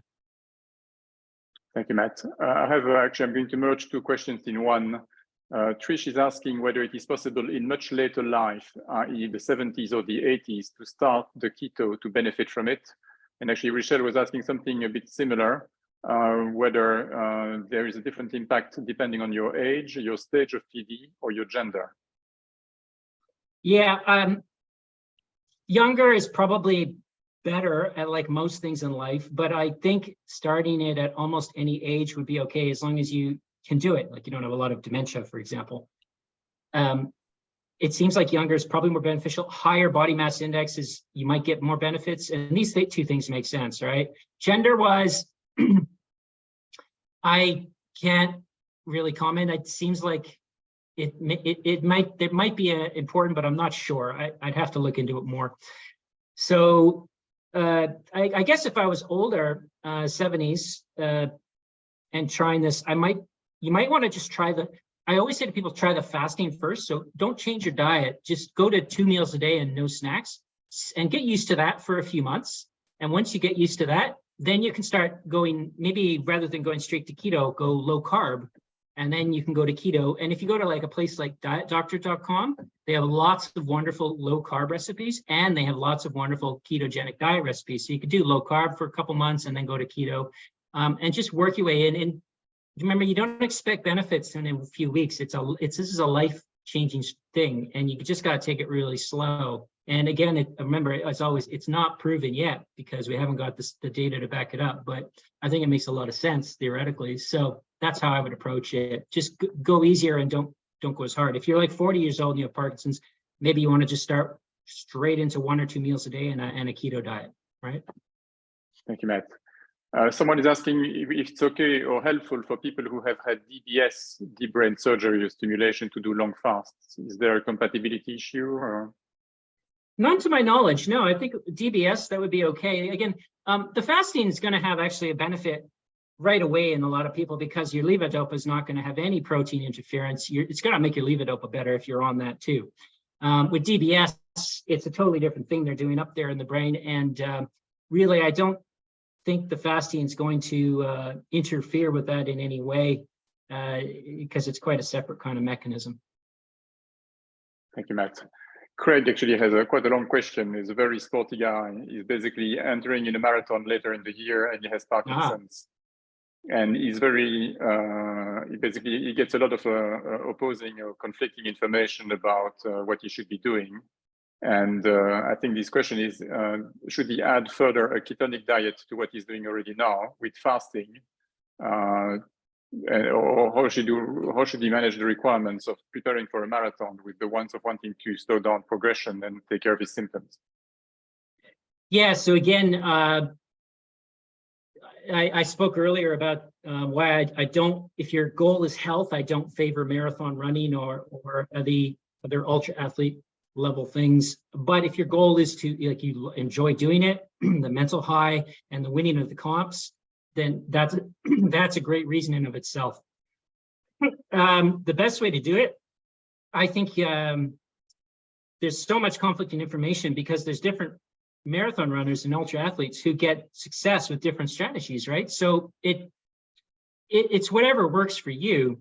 I would say though, if you want to a lot of things people encounter in these long runs is the wall, where you get this real difficult period, a couple hours in or whatever, where you you really feel not so great for a while. And that's because you've run out of glucose in your liver, because your liver can store some, and your body's switching to fat metabolism to get you through the rest of the run. So if you want to get rid of the wall, you can start the run fasted for 12 to 24 hours. And that would get rid of it. Now, when you start these things at a high level, your exercise performance, like I said, is actually going to go down by a couple, 5%, maybe 10% for a few weeks or months, right? So you need to really adapt yourself to a high-fat, low-carb diet before you see benefits in running. So a lot of people start, the contradiction arises mainly because a lot of people do a fast or keto diet and they're doing this high-level running and they go, oh, my times are down. It's not as good, so I'm going back to high carb. Yes, because it takes several months, maybe a year or two, depending on your performance level, to get the benefits. So ultra high level athletes can't afford to be 1 or 2 years of poor competition times while their body's adapting to fasting and keto, right? So if you're going to do this, don't expect the first couple runs to be better. They might be a little worse, but with time, they should get better. And it's about time and persistence. So ideally, if you're adapted to a keto diet for, say, 2 years and you've done a lot of fasting, then the best way to do your run, stay keto, and then do a sort of 16-hour fast before each run. So you empty your body of glucose and you're running only on fat. And if you're fat adapted and your body's able to efficiently use fat, you should see some good times. That's my take. Excellent. Thank you very much for this. Actually, a question that was asked by someone who appears under a phone number here, but also from someone called Helen, who sent me an email separately, is the role of coffee. Is it good? Is it bad? We have all heard that coffee might help people with Parkinson's to some extent, or might basically limit the development of Parkinson's. Is it something that you support, and how would you fit it in your strategy? Yeah, so I'm going to disclaimer, I love coffee. It's my one vice. So I'll drink typically, I try to limit it to 5 or 6 a day, but I drink a lot of coffee. So when you fast, a lot of people end up drinking a lot of coffee. Now, we know that people with Parkinson's and Alzheimer's drink less coffee, right? So it's quite a strong association. Like the more coffee you drink, up to sort of 7 or 8 cups a day, the less chance of you getting Parkinson's and Alzheimer's. That's a powerful association. So that's why people are interested in coffee. But now remember, that's just a correlation. So that means the more coffee a person drinks, the less chance they're going to get Parkinson's. It doesn't mean the coffee prevents Parkinson's. There could be something that is related to both that we're not looking at. Example, just because you see a fire engine at a fire, it doesn't mean the fire engine caused the fire, right? But if you didn't know anything about fire trucks and fires and how they work, you might say, well, there's a fire truck at every fire, therefore that must be causing it. No, it's the reverse, right? The fire engine's trying to put out the fire. And it could be the same with this. So I would say there doesn't appear to be any evidence that coffee's bad for you in Parkinson's, to my knowledge, no strong evidence, and it may be good. And so I'm a fan of coffee. I don't think it's a bad thing in Parkinson's or Alzheimer's. As long as I would say, probably best to have it black or with a little bit of cream, and don't put sugar in it. Don't use the coffee as a conduit for sugar. The question is, why is it beneficial? Look, I have my own theory. Perhaps there are several explanations, but I'll just throw one potential one at you just to think about. When people, and also smoking, people who smoke more have less Parkinson's, right? And that's just as strong as the coffee association. Now, when you drink coffee or smoke, you tend to not eat. People who are not eating, say they're working so hard that they tend to skip meals or something, they often have a coffee or a smoke, and it are also appetite suppressants, so they actually promote fasting. So people who are drinking more coffee, I'd have to look at these studies to really see this, but I suspect they're actually inadvertently doing more fasting, and that's inadvertently they're getting a benefit on their mitochondria because of that. Speculation on my part, but food for thought, or coffee for thought. Thank you, Matt. A question from Jan that is quite interesting because he focuses on the post-fasting period. He basically says, if you have had an extended fast, how should you be eating after the fast? I love that question because, a lot of people focus on the fast, but remember the fast is a stress, and it's the refeed refeeds where you get the body regenerates. And the mitochondria have been stressed and they've renewed, and now they're ready to grow and become better versions of what they were before. So that's a great question. How should you refeed is, of course, the question. What I advise patients in our, I've only done the big fast, the 5-day fast in patients with the very aggressive cancers. So what I advise them is just go back to the normal keto diet. So when you break the fast, break it with a small meal and give it half an hour. Because when you break the fast, although your brain says, I'm so hungry, you're actually going to fill up really quick. And the mistake is to overeat. So just to eat something that's relatively small, like maybe half the normal portion size, give it a break. And then you may not feel like eating anything else that evening. It's actually the day after you break the fast where I find the appetite picks up more. And again, I know this from experience. I do all these things myself a lot.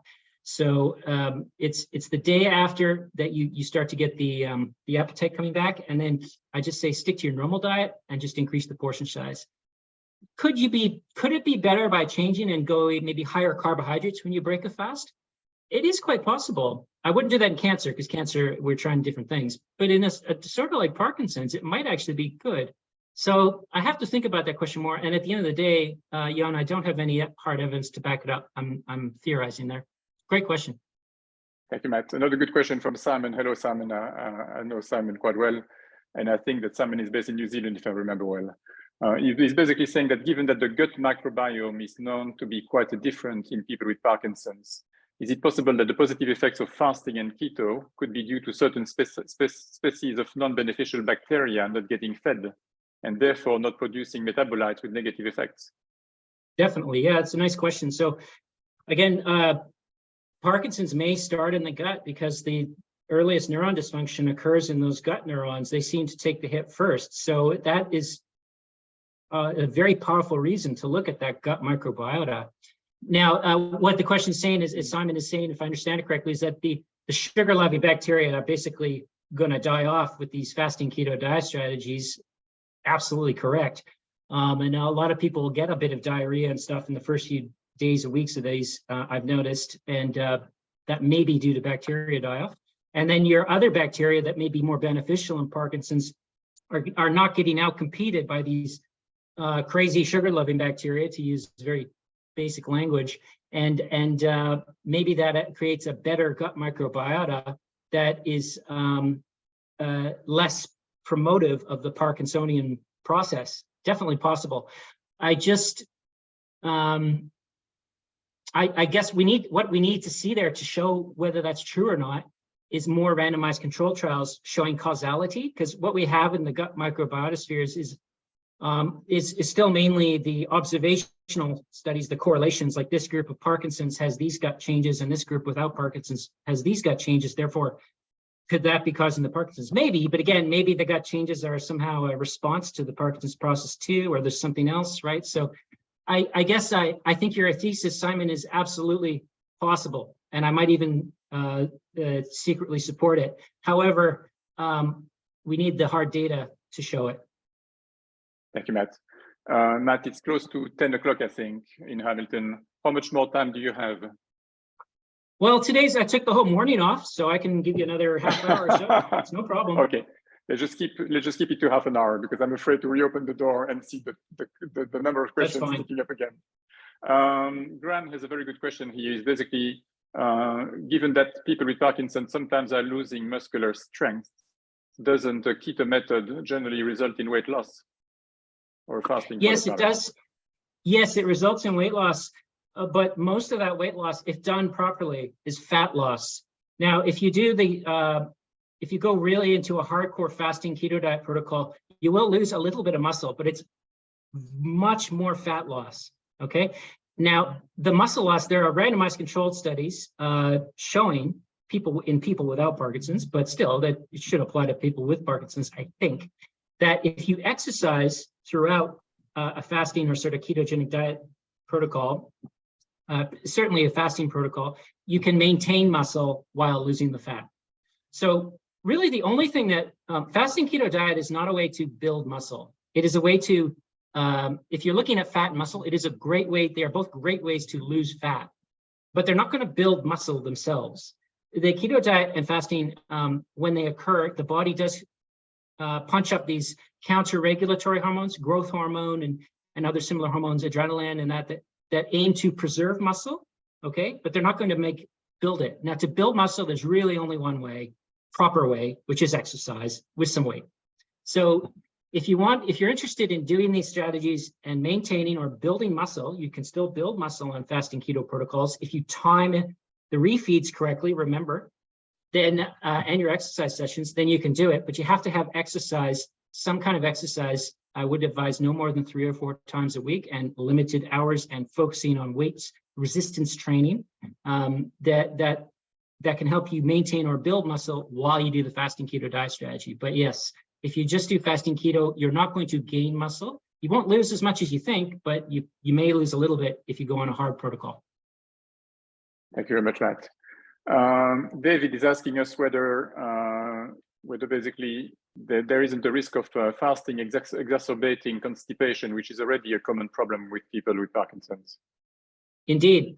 That was a big concern of mine when we did that trial, because constipation is so common. And I'd heard about ketogenic diet inducing constipation and fasting to a lesser extent, and it was a big concern. In fact, it was not a top side effect in the trial at all. It was actually very uncommon that it worsened the constipation, and some people got better bowel motions. I think what we constantly forget is that even in Parkinson's, the main trigger for constipation worsening is still dehydration. So if you make sure people, and we made sure people in the trial drank sufficient water. So again, throughout the full day, most people need 2 liters. If you're exercising hard, you need more than 2 liters.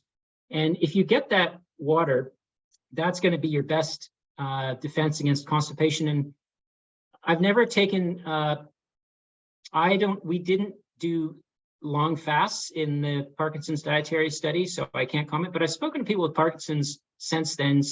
One guy went up to a 60-day fast, and, constipation isn't an issue on fasting that long, because, if you fast for sort of 3 days plus, your bowels stop working anyways. So that's not constipation, that's your bowels resting. And I guess if you're looking at the short fasts, like you're doing 1 meal a day or 2 meals a day, will that worsen constipation? Doesn't appear to, as long as you hydrate. So the main message there is hydrate well, and it shouldn't worsen your constipation in the vast majority of people, at least in terms of what I've seen and heard. Thank you, Matt. Let's focus a little bit on the study that you were referring to. There are quite a few questions about that. Mark is asking whether you're going to try to do a multi-year study on the same topic. Finance is allowing, of course. Yeah, that's awesome. One of the great things about our studies, Mark, is that they don't cost that much, because pharmaceutical studies cost lots of money. But ours, like that Parkinson study, I think our grant was $20,000 New Zealand, which is nothing, because their fasting doesn't cost anything, and keto diet studies, mainly we just had to buy the monitors. I would love to do a longer study in Parkinson's. That's certainly something I've been considering. The trouble is these trials take so much time and effort. Remember, I'm doing a day job still too as a neurologist, that I try to do one at a time, one big one at a time. And right now it's cancer. We're doing one in glioblastoma, brain cancer. So that's got my occupation at the moment. Another Parkinson's one I would want to do, not multi-year essentially, but multi-month, definitely. I think, like I said, something along the lines of 6 months minimum, maybe, is needed in Parkinson's, because the results of that 8-week trial, remember, that was just a pilot study, really, but those results were quite enticing. So yeah, I'd like to do that. It's just time and effort, and yeah. So on the same topic, actually, Chris is asking whether, besides duration, are there other things that you would change about the keto diet study that you did if you did it again? Yeah, well, I'd have to think hard about the protocol, because you want to think hard about it before you set it in stone and go ahead. I guess I'd want to introduce some fasting somehow. That would be a little tricky for the levodopa. I'd want to, because the fasting is going to improve the levodopa right away. So in a control group, you'd have to make sure you somehow match that. But yeah, our keto diet that we use now for like the cancer study is superior. I'd say considerably to the one we used in the Parkinson study. So I'd use a better keto diet, one that was easier for people to follow. Those would be some of the other changes I'd make. There might be more if I put some serious thought into it, though. Thank you. Still sticking with the topic of the randomized control trial, Donna is asking whether the participants were taking about the same amount of levodopa. Yeah, generally the two groups were matched for levodopa and matched for protein. So, I mean, it's impossible to 100% control those things, but they were matched statistically. There was no big difference between the two. So yeah, and we also, another thing you got to think about, which was something I was worried about, was we had to make sure they took their levodopa at the same time before the assessments. And so that if someone took levodopa an hour before an assessment versus someone who took it 5 minutes before or 5 hours before, the 1 hour person is going to have better assessment, right? So we had to make sure, we were very sure to make sure everyone took their levodopa at the same time every time before each assessment. And so there's so many things you have to think about when you got a medication in there, but good question. Staying with the same topic, but taking a slight step back, Richelle is asking, how do you think we can get more research into fasting and ketogenic diets? Wow. Okay, I'll say two things. First one, money. The honest truth of it is, for better or for worse, that money drives research in medicine and science. So remember, these studies take a lot of time and effort, and it's nice to be compensated. So most people the pharmaceutical companies offer great compensation, right? They give a lot of money for people to research their products.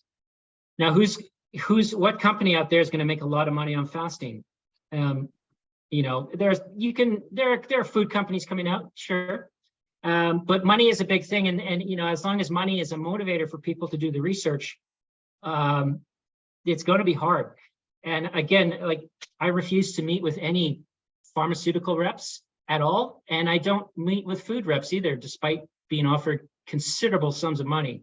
I can't, because if I do that, I get compromised, right? Because you will be compromised, even though you don't think you are, you will be. And I guess, if you take that purist approach, that gets around that problem, but most people don't take that approach.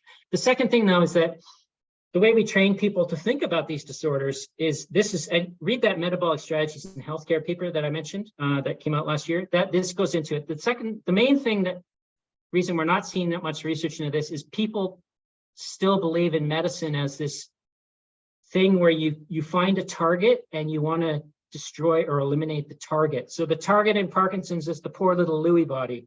People are trying to destroy Lewy bodies and get rid of them. And in Alzheimer's, it's the amyloid and tau proteins, which are similar to the Lewy body. They're trying to get rid of these things and thinking they're the cause and that we can improve things, right? So, but I think Parkinson's, the way we're going to end up treating this disorder, and if really healing it, I believe it can be healed at least partly, is through restoring therapies that restore things, not destroy or eliminate things. So fasting keto aim to not eliminate things. They aim to restore your mitochondria and your health. So medicine is more about trying to treat disease. I don't see Parkinson's as a disease. I see it as a metabolic series of responses to impaired mitochondrial function. Remember that pyramid. So it's a series of this catalyst of responses that occurs as the mitochondria are sick. It takes decades. It may start in the gut because maybe the mitochondria damage starts down there with the gut bacteria doing crazy things because of the terrible diet and lack of fasting. And maybe that's the ways. But whatever it is, the fasting keto diet, the appeal is that they're trying to heal things, not target and eliminate. And until we have that mindset as doctors, trained into our medical students that you are a doctor, you are a healer. it's not going to change. Whereas the mindset now is you're a doctor, you are giving medications to mask symptoms and to try and destroy targets that you think are causing this disease, but in my opinion, are just bystanders. I hope that makes sense to you. It's the dogma that's the main problem, how people think. Thank you, Matt. Question from Phillips, although I think you might have answered that already during the presentation. He's asking whether, going back to the trial and the potential placebo effect for the motor function in both groups, I think that you were basically saying that it could be the case, right? Yes, but it couldn't explain the massive difference in the non-motor symptoms because both groups, if the placebo applied, maybe the 10% improvement in the low-fat diet was placebo, and maybe 10% would have therefore been applied to the keto diet for the non-motor symptoms, but that means over 30% of the non-motor symptoms still improved, not from placebo. So yes, it could have explained much of the motor symptom improvement though. Thank you. So let's just delve back into the main topic again, the level of detail. Marta is asking what your thoughts are on doing FMT, fecal matter transfer. Oh yeah. Yeah, so I don't know if everyone knows about the fecal matter transplant. So basically you take, a pill with some fecal matter and swallow it or whatever. And basically you're trying to transplant good microbiota bacteria into a gut that maybe has bad bacteria, and you're trying to change the population and improve things. And this has been effective in sort of antibiotic-induced gut problems, one from a bacteria called Clostridium difficile. I guess the issue with that is I'm a fan of natural things that take advantage of the body's natural ability to heal itself. And eating fecal material is not, in most cultures, a natural thing. Secondly, if you were going to do that, you'd have to keep doing it on an ongoing basis. This is the issue with probiotics and prebiotics in general. You've got to keep doing it day by day if you're going to sustain the good changes, because your gut microbiota changes very quickly, can change within a couple of days. So I think it's definitely something that could possibly be beneficial if we find out that the gut microbiota really is the trigger here. I just don't know that it's the best way to do this. And for established Parkinson's, I don't see that might sort of prevent Parkinson's or in a lot of people, but or stall it from progressing. But once it's all throughout the brain, I don't see how the fecal microbiota transplants are going to really benefit that process to a great degree. Thank you very much. I might be wrong. I might be wrong. No, it's actually it is a vast topic, and it almost would deserve a session on its own. Some people have come to me suggesting that as a topic, so we might at some point approach it specifically. Harry is asking us about the effects of alcohol, wine, beer, whiskey, and I guess that unlike the coffee, we all know it's not very, very good. But what is your opinion as to how bad it is? Yeah, I guess I would say if you're just looking at if you're trying to get the carbohydrates down, which is always a good thing, then beer is probably the worst. So I pretty much universally am against having beer, unfortunately, for some people. When it comes to the alcohols that have a lower sugar content, such as red wine and some of the things like some of the spirits, I do allow a little bit of red wine, up to just 125 mils, so half a cup or something a day, if people want that. White wine is too much carbohydrate, unfortunately.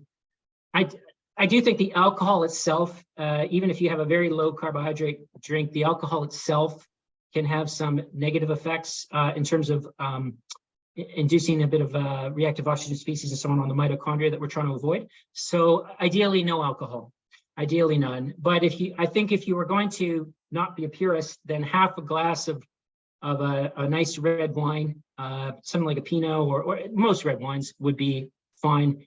It's a matter of degree. It's not going to, if you're doing the fasting keto diet well, or you're fasting well, you're not going to destroy things with half a glass of red wine, right? So if you love the red wine, helps you relax and so on, go for it. It's important not to be a Puritan about these things. Thank you. I'm laughing to myself because I've been a purist about stopping to drink entirely 2 years ago, and when I hear you talking, of course, it opens that little door in my mind about possibilities. Yes. We have two questions actually about cholesterol and keto. Does someone's level of cholesterol needs to be, does it have an impact on your ability to do keto and the way you do it? Yeah, good question. I always get that one. So fasting will improve your cholesterol profile across the board, okay? So don't worry about that one. Keto diet, generally similar, one little difference. So cholesterol, when they look at the cholesterol profile, it's three things. So triglycerides, which is the fats in your blood, HDL or high density cholesterol, which is the so-called good cholesterol, and the LDL or low density lipoprotein cholesterol, which is the so-called bad cholesterol. Keto diet lowers triglycerides very powerfully, which is good. Keto diet raises the good cholesterol, which is good. That's enough there to support keto diet as being favorable on cholesterol profile, almost no matter what the LDL does right away. Because if you look at the metabolic syndrome, which is this constellation of 5 things, that's the main thing that gives you people, predisposes them to all kinds of nasty disorders. It's the triglycerides and HDL that are the 2 cholesterol components of that disorder, not the LDL.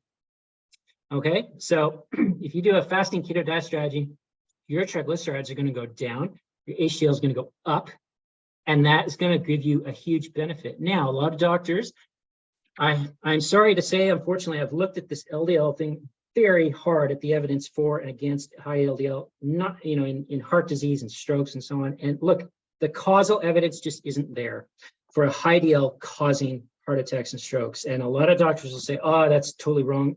I respect your opinion, but I disagree with it. And I've done the work. So the high LDL, the keto diet will, in most people, raise the LDL by 10, 20%, 30%. And then it will drift down over 6 to 12 months, okay? And often go lower than it was, but it will go high for a few months in most people, higher. Is that a problem? I don't think so. I think LDL is like the Lewy body. It's a bystander to the heart disease process, atherosclerosis, and we unfairly target it too. So we're using these statin drugs and everything to try and destroy the LDL, but it's not the driving factor behind atherosclerosis, heart disease, just as Lewy bodies aren't the driving factor behind Parkinson's. So destroying them is not going to work. Destroying LDL isn't going to work. If you want to read that paper, Metabolic Strategies in Healthcare, you'll see what I think about atherosclerosis, but you probably already have an idea based on what I think about that is the ultimate cause of Parkinson's in this talk. So I hope that answers your question. I don't worry about LDL now at all, except, and I haven't had one of these patients yet, but there's some people running around, a very small number, who have hyperlipidemia syndromes, very high LDLs. If I had someone with an LDL, because I check them, right, before I do this, just in case, but it's never been a reason to not start a keto diet in anyone I've encountered yet. If I had a person who's starting with an LDL that's in the double digits, say, like 10, 11, 12, I'd think about it. Now, if they have a terminal cancer, I think we'd still go for it. You're going to worry about a cholesterol LDL that is of unknown significance when you're fighting a huge malignant cancer? Probably not. Parkinson's, I'd talk to the person and say, look, here's the situation. Here's what I think. I could be wrong. It's always important to present that this is what I think and I might be wrong. But as long as you have the discussion, people are educated about it. I would go ahead, even with a super high LDL, certainly with the fasting, because that's going to help it. Keto diet, it would depend on how comfortable that person was. But remember, most doctors are in this dogma mindset of, oh, high LDL bad, I got to give you a statin. And again, the drug companies are benefiting from this the most, not the patients, in my opinion. And you're going to have a lot of people, GPs and so on, saying, oh, you should be, that high LDLs are real bad. And that plays on people's minds a lot after a while. It's hard to do something when almost everyone else is telling you it's wrong. So that's my take on it. If you're worried about LDL, stick with the fasting and then think about going keto afterwards. Thank you, Matt. I think I will be wrapping up with a couple of questions. First of all, Yep. a couple of questions from Stephen. Hello, Stephen, a well-known member of our group. You were talking earlier about the potential causes of Parkinson's, some of them being genetic, being 5 to 10%, basically head trauma, and others. And actually, Stephen is asking whether you looked at chronic viral infections such as dormant herpes viruses or COVID-19. Oh, yeah, that's a good one. I don't think C19s has been around long enough to really get a good feel for how much, if at all, it's going to induce Parkinsonism. Now, look, viruses, I'm going on the studies that other people have done and looking at the biggest risk factors. I chose the top two, which were the pesticides, herbicides, and then the head trauma. But viruses, look, viruses could be implicated, certainly implicated in illness disorders, such as certain cancers. They can cause them. And again, the viruses that do that damage the mitochondria. So I think some viruses could perhaps contribute to the Parkinsonian process through damaging of the certain mitochondria. I didn't focus on that possibility because, you know, the talk, I wanted to keep it short and focus on the main risk factors, but it's possible. Thank you very much, Matt. And maybe just to wrap up, and again, we have answered 40 questions, 20 questions will not have been answered, but frankly, I think the ratio is pretty good. And the number of 60 questions reflects a very strong enthusiasm. So the last one, actually, I would like to kill 3 questions with one answer. 3 people asking you if you can suggest sources of information for someone who would like to do a fasting or keto diet, whether it is a book, a website, or should go through you. How can we basically take this session further if you wanted to experiment with those interesting dietary strategies? Okay, yeah. So remember first, the evidence isn't strong enough yet to really strongly recommend them. However, I think it would be a good thing if you try. So dietdoctor.com, I think, is good because it has a lot of good videos on fasting. It has some good low carb recipes and has some good ketogenic diet recipes. That's one site. The other site I always refer people to is one that a patient started for our work, actually, and it's at metabolicneurologist.com. And if you go there and click on resources, there's, first of all, there's a bunch of articles on Parkinson's there, but also, secondly, there's a metabolic strategy plan. It's a 2-meal-a-day ketogenic diet, which I think would be possibly quite good for Parkinson's. So it's simple. I try to make it affordable. I eat all the recipes, so I promise most of them are pretty good. And it's pretty flexible, and there's no MCTs or anything crazy. It's just normal food. So it's based on a 2-meal-a-day keto diet strategy, and you could try that too. And those are 2 things you could try, but if you wanted to start just, you know, tomorrow. But I would say your goal is really important. Why are you doing this? If it's to improve health and so on, great. Well, Matt, thank you very much. It's been absolutely amazing couple of hours that we spent together.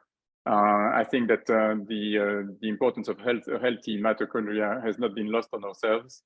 And I think that you gave us some very interesting potential lines of attack through those 2 important dietary strategies. So thank you very much for your time. It's a pleasure having had you today. Before I let our audience go, it's a pleasure. Before I let everyone go, I just wanted to ask people to make a note in their diaries, please, that our next session will be taking place at the same time on the 7th of March, and the speaker will be Dr. Rick Helmish on the topic of managing stress with Parkinson's. Actually, Matt, if you want to join, you're very welcome. Rick basically works with Bas Bloem at the Radboud University Medical Center in the Netherlands. So that will be an interesting session too. Thank you very much to Matt. Thank you to our audience. Have all a good evening, a good day, or a good afternoon. Bye-bye. Thanks, Tom.